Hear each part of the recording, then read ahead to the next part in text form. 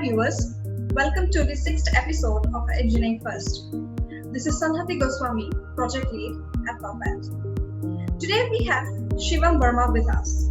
Shivam is currently working as software engineer with Google, handling analytics projects.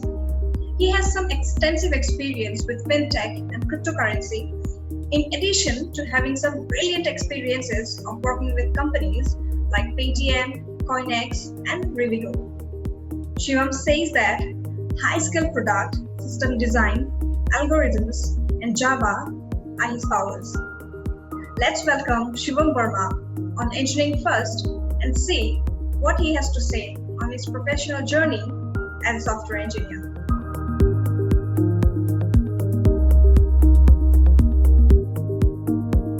Hi Shivam, how are you? Yeah, I'm fine. You said. Yeah.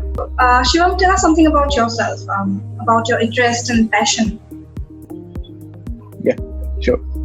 Like from professional career time, like I have a very little journey till now. I have got 4 years of experience in total, and like apart from this, I love traveling. I love trekking. Even yesterday, after so long time, I had a little trek. That's why I was not able to take your call. But yeah. Apart from this, in the tech, especially in the coding, I love to have deal with the high skill products. As my experience, I dealt with the 3 different startups, and I finally in Google. And yeah, it's been great. We can discuss in the total journey we have. Yeah, that's really nice to know. So, we would like to know about your professional journey so far. Yeah. From coding point of view, I started in college. Actually, I did graduation from IIT BHU in electronics. So, but we do have culture fest in college where you can have participate in different coding programs. So I started there only. So in first year, then in second, the first milestone was in second year, a team of 3 people actually created an application using image processing, a game basically using Python. And it took a little effort and we introduced that particular game to the Python community, and we were selected as a speaker there. So that was really a great milestone. We had an amazing experience, like when lots of full community is there and appreciating each other's efforts. So that's one, when you have good experiences, you will have more interest in that particular thing.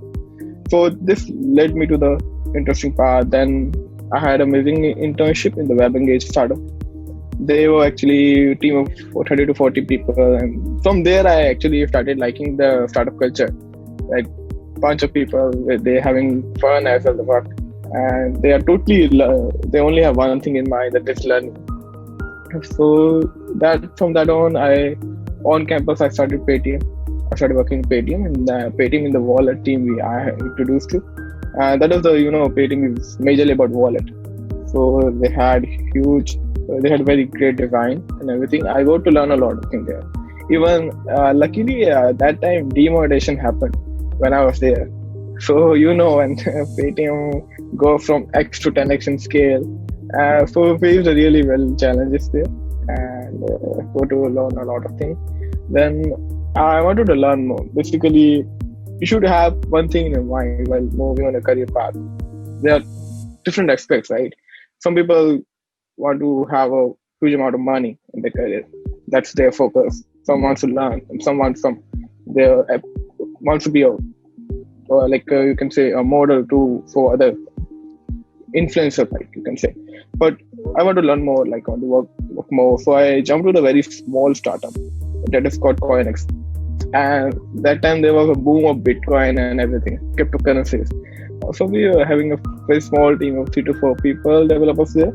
So that again had a very amazing journey there for 6 months. And then, there were some guidelines of the RBI over these things. They actually banned the cryptocurrencies in India. And after that, I moved to another startup. It's been 2 years in the third company, so later adventures there. So that again, I moved to Gurgaon in the Rivigo. It was they started their new model, which is called Uber for trucks. It's a marketplace where they don't have their own fleet. but people having trucks and people having demands, we can just match them and have a ride. So again, the I met amazing people there. They have a great team. Again, got to learn a lot of things. When you work in a startup, you work on a product from end to end. So, but yeah, and then after 1.5 years, I jumped to Google. This is where I find, and I joined Google in December 19. So, Shivam, that's really insightful to know about you. But the moment you say that your main focus is to learn more, then counting the amount you get for your work, and as the moment you say that you are more inclined towards working with startup because you get to learn more. That's all about teamwork, right? Yeah. Oh yeah, that's really lovely to know, because that's something our audience will really get motivated with. They will also get the insightful knowledge from it. So keeping a note of that, in this journey as a software engineer, you have quite, as you say, you have quite great experience of working with companies like ATM, Rivigo, and now Google, right?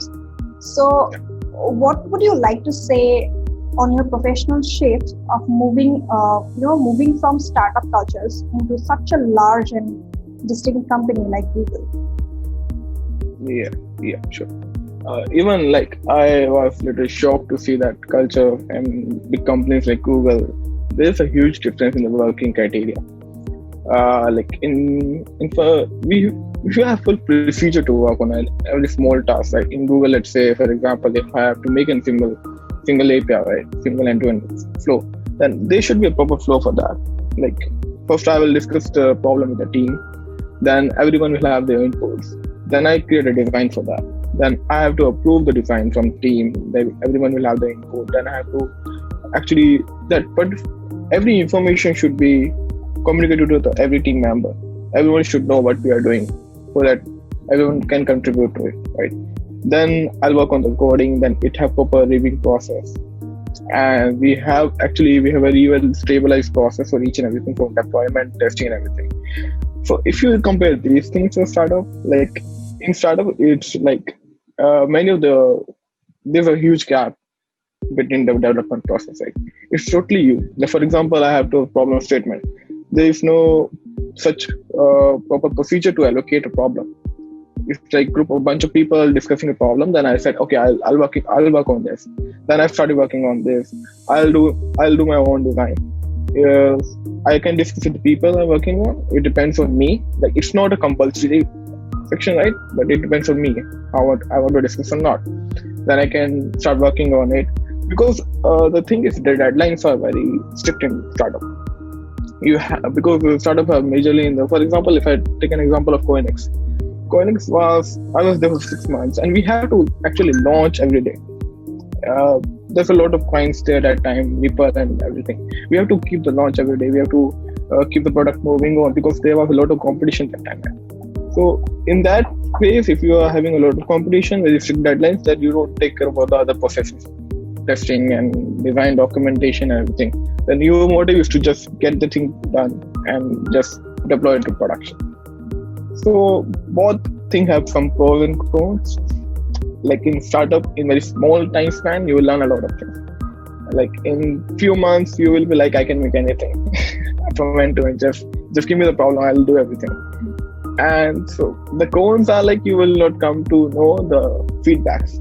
You will not get any feedbacks in startups. Okay, what was wrong? You can do that thing. You cannot do that thing. You can go back and do this properly. So in big companies, there will be a learning curve, might be a little slow, but you will have proper procedure to that. For the long term, you will be able to learn everything in a very perfect way. Right. So I think you have highlighted a very important difference between startup cultures and working with large companies. It's basically the difference of that development program gap, right? So that's really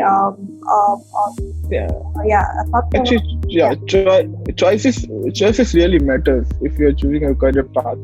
For example, as I jumped from Paytm to CoinX, in Paytm we have a kind of stable work. We have a stable work-life balance. We have proper. So, but I just want to jump to some small startup where I just want to learn something. So choices really matter. Then again, I want to jump on a startup. Then again, after Rivigo, there was some like challenging time for me. Even nowadays, a lot of people are facing this. They was laying off. They were laying off people because of the circumstances they had. So that time I didn't have any option. So even I only took 1 month just to think what should be my next step. I should go to another startup. I was applying for some startup in Australia. I got an offer from them. Then I was like, should I go outside India? Or should I stay in India? Or should I work in a startup? Should I work in a stable startup like Swiggy or Zomato? Yeah. Like, should I work for MNC? So this really matters. Even in the Google, when I was introduced to a lot of teams after the complete procedure of interviewing rounds, then I introduced the team, which is the product which was built only 2 years back. It's a new product in Google, and that actually gave me a goosebumps. Okay, if you are in Google and you got a chance to work on a small product, that is all the criteria are satisfied. I want to work on a small team, and I want to work on MNC. So both criteria match. That's why I went for it. Nice. So yeah, keeping a note of that, I would like to ask you.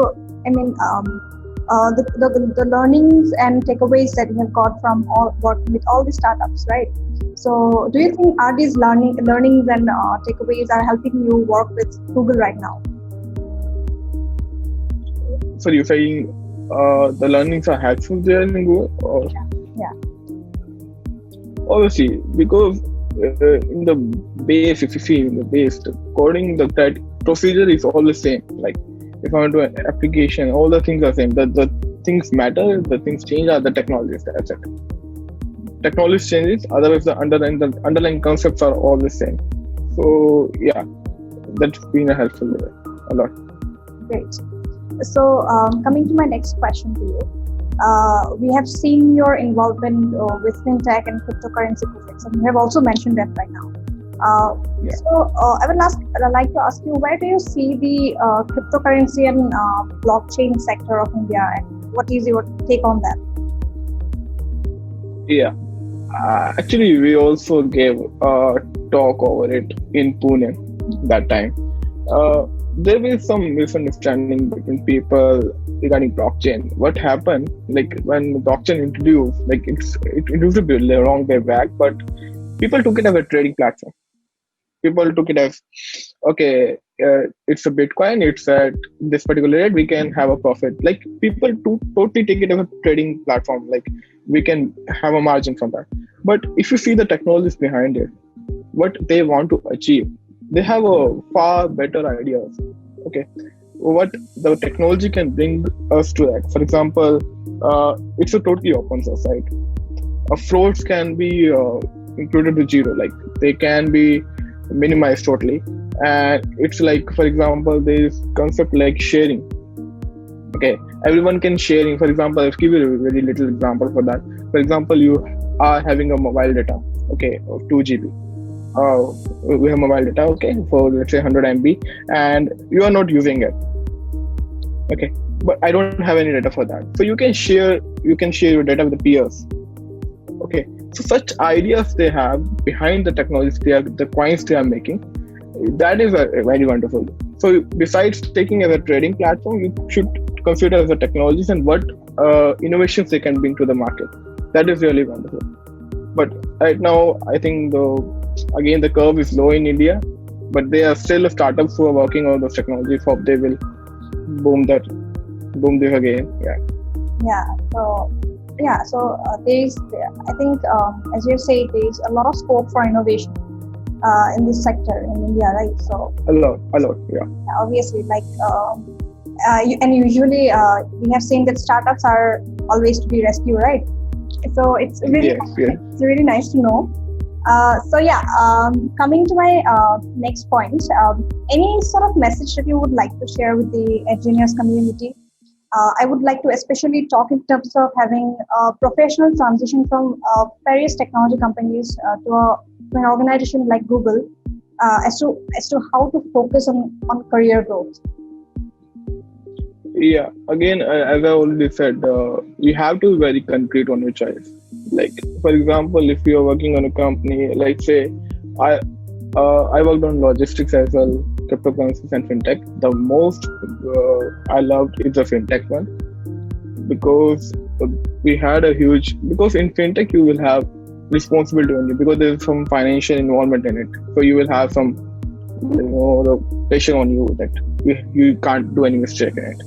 So as compared to logistics is very like a kind of domain where human intervention is always necessary because the kind of audience we have in logistics, like drivers and all, you can't totally automate them. So you can't make it 100% tech oriented. So that's a bit challenging. So you should be very concrete in your choice, for example, which company you're going to work and which particular product they are going to put in. Okay. So it shouldn't be like you just jumped into startup a company because they are offering a good package. So the package can ultimately you will get the same level of package. But in at least for the starting years, I won't say the package doesn't matter, but at least for starting years, you should only concrete, okay, what product they are making. Are you interested in that product or not? And what actually responsibilities they are expecting from you. Again, you can also get some good work in big MNC. Doesn't like that you will not have that pressure is for ownership in the MNC, so you will get the same. But in startup, you will have more. If you want to learn more in the short time span, just at least work for startups starting for 2-3 years. You will get to know the market. That's it. And as a lot of people are getting out of jobs, I was in the same situation before. Like I had no job that time, so just keep moving, keep practicing. You will, you don't know when time change. Yeah. So that's a great message. I think one should a technical professional really should have some concreteness, and as you say, not focusing on the package but focusing on delivering quality product is of utmost importance. At least for starting. Yeah. So that's a great message. Thank you for that, Shivam. And lastly, I would like to ask you, would you like to give your insights on the, keeping a note of the current pandemic situation, as most of the people are working remotely, right? So what are the professional skills that professionals can build in order to cope with this remote working culture? Yeah, I know it's a little bit toxic to work remotely because you don't have to.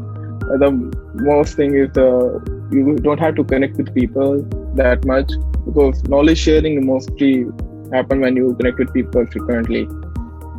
So apart from this, I would say if you take it as a benefit as a work from home, then you will have a lot of time of your own. Then you can actually go for the side courses which you have as a to-do list.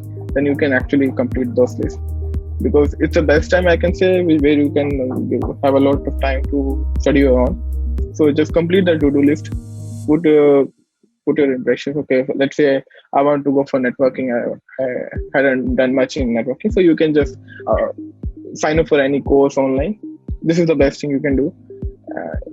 And it's like lockdown is almost over, so you can also plan trips frequently. That will totally freshen your mind. Yeah. One of the most important tips. Yeah. This is very important actually. No, seriously, but giving a break to oneself brings creativity, and that's really important. Yes, absolutely. Yeah. So Shivam, it was really nice talking with you, and we are really glad that you have agreed to come on Engg.First and share your professional journey with us. Yeah, even I'm glad to had this opportunity actually. Yeah. It's wonderful. Yeah. So thank you, Shivam, for coming on Engg.First. Okay, thank you. Nice. Hi viewers, if you liked our episode with Shivam Verma and if you think that it was helpful to you, please give it a thumbs up and subscribe to Perfeth for more such Engg.First interviews. Thank you.